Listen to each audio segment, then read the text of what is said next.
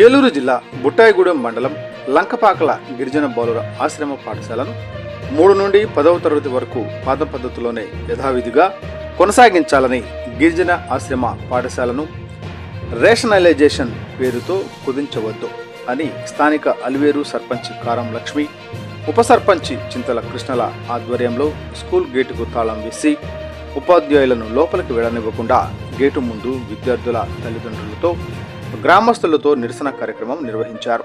ఈ సందర్భంగా పీడీఎస్యు జిల్లా ప్రధాన కార్యదర్శి బన్నె వినోద్, ఏఐకేఎంఎస్ జిల్లా నాయకులు కారం రాఘవ మాట్లాడుతూ రాష్ట్ర ప్రభుత్వం గిరిజనులకు విద్యను దూరం చేయడానికి రేషనలైజేషన్ పేరుతో పాఠశాలలను కుదించివేయడం అత్యంత దుర్మార్గపు చర్య అన్నారు.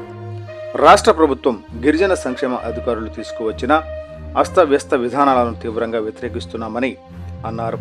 ఈ కార్యక్రమంలో కరకాల పద్మ, గోగుల చంటి, గోగుల కళ్యాణి, చింతల చెల్లమ్మ, కరకాల సుశీల, హెచ్చాల రామాదేవి, కరకాల చిన్నారెడ్డి, హెచ్చాల బాలకృష్ణారెడ్డి, గురుగుంట్ల గోపి, కరకాల చంద్రశేఖర్ రెడ్డి, కరకాల నడివిరాజు, చింతల మహేష్, కరకాల సుధాకర్ మరియు గ్రామస్తులు పాల్గొన్నారు. పాముల మురళీకృష్ణ, పశ్చిమ గోదావరి జిల్లా today TV incharge.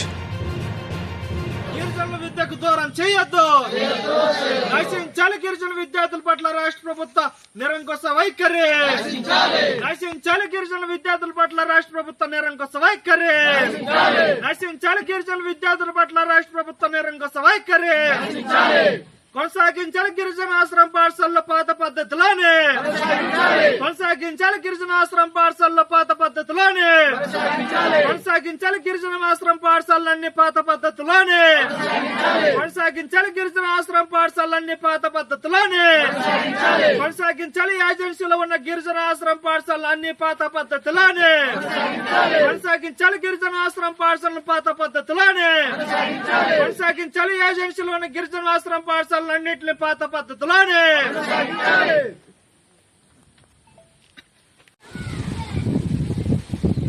బన్నె Vinod, PDS జిల్లా ప్రధాన కార్యదర్శి.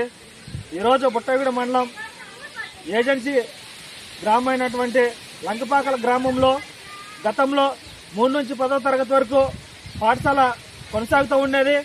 దాన్ని ఈ రాష్ట్ర ప్రభుత్వం 3 నుంచి 10వ తరగతి వరకు ఉండనివ్వకుండా 8, 9, 10వ తరగతులను ఎత్తివేసి 3 నుంచి 7వ తరగతి వరకు కొనసాగించాలని నిర్ణయం తీసుకున్నది. దీన్ని మేము పూర్తిగా వ్యతిరేకిస్తా ఉన్నాం. ఎందుకంటే ఈ ఏజెన్సీ గ్రామంలో ఉన్నటువంటి గిరిజన ప్రజలు, ఈ గిరిజన విద్యార్థులు ఇక్కడ చదువుకోవడానికి ఈ పాఠశాల అతి దగ్గరలో ఉండేది. ఇక్కడ 3 నుంచి 10వ తరగతి చదువుకోవడానికి విద్యార్థులు ఆసక్తి చూపుతూ ఉండేవాళ్ళు. కానీ నేడు రాష్ట్ర ప్రభుత్వం తీసుకొచ్చినటువంటి విధానాల వల్ల విద్యార్థులు చదువుకోవడానికి చాలా ఇబ్బందులు గురయ్యేటటువంటి పరిస్థితి ఏర్పడుతున్నది. కాబట్టి మేము ఈ పాఠశాలను 3 నుంచి 10వ తరగతి వరకు యథావిధిగా కొనసాగించాలని మేము డిమాండ్ చేస్తూ ఈ రోజున స్కూల్ కి తాళాలు వేసి స్కూల్ గేట్ ముందు ధర్నా కార్యక్రమం చేపట్టడం జరిగింది.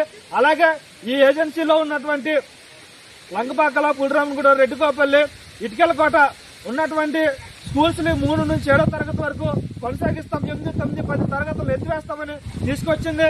కాబట్టి ఏవైతే ఈ స్కూల్స్ ఉన్నాయో వీటన్నిటిలో కూడా 3 నుంచి 10వ తరగతి వరకు కొనసాగించాలి.